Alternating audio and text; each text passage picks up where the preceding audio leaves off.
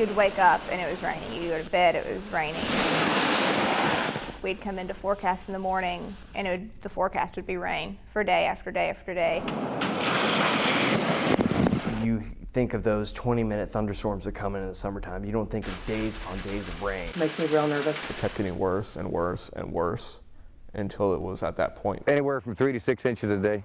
It's coming up. The river is going to continue to rise, and it was heartbreaking to have to communicate that to people and to tell people it's going to get worse. It was just so much water, and you don't really realize how high that water is until you look, and there were cars completely submerged. You know, watch the river rise and try to guess every day how much it's going to go up and how far you have to move things back.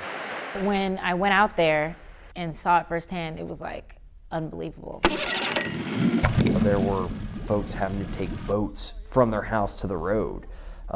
It was just so much water everywhere. When you watch it on television and you hear, oh, these people are taking boats to their house, you know, they're completely isolated. Well, how does the reporter get from the road to their house? And I turned the corner and it was just nothing but black. And I thought, oh no, is this a great idea or no? So I'm just sitting at the beginning of the flood, wondering, you know, how am I going to get over there? Am I going to have to walk? How long am I going to be able to go? That was the hard part, making sure you knew where the road was, because there's usually drainage ditches on either side. So if you step a foot the wrong way, you're dropping down. And I've got a camera and all this gear strapped to my back. I don't want to be dropping down in a 3-foot ditch. One woman we spoke to lived about as far back into it as we could be. As we were driving down the road, we saw the water was getting deeper and deeper, and to the point where I got out of the truck and I would walk ahead to make sure that it wasn't too deep for our truck to get through. We parked the car because we just realized we can't go anywhere else because the water would have been up near our waist and we didn't want to flood the engine. And so we decided to, let's get our gear and start walking. And you could see the paint on the road slowly fade out as the water got deeper, and you're walking, you're like, oh, well, that's not road. As we were walking along, this guy in a pickup truck happened to drive up. And we said, can we get a ride in your truck? And he drove us halfway and we waited the rest of the way. I just remember getting out of the truck at night and thinking, you know, stepping into 2 feet of water and thinking, what's in here? You know, what could possibly get me?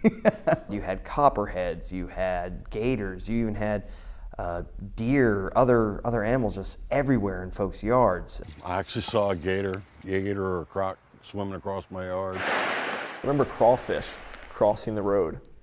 And I had never seen a crawfish in this area. I didn't even know they were like native to this area. I was getting a couple scenic shots for a story Brendan and I were working on. And I zoomed in and I saw these 2 things moving in the water towards me.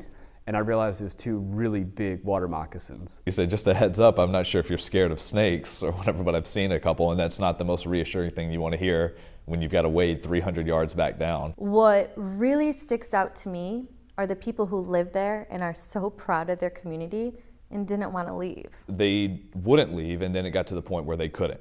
And the only way certain people were getting to their homes was parking a car at a neighbor's house, getting in a canoe, and paddling 800 feet downstream, essentially. You just have to take the boat from under the house to the road and back every day. Little daily things were such a big chore for them. Now we're gonna go through the jungle a minute. Going to the store to get food, you have to get the boat together.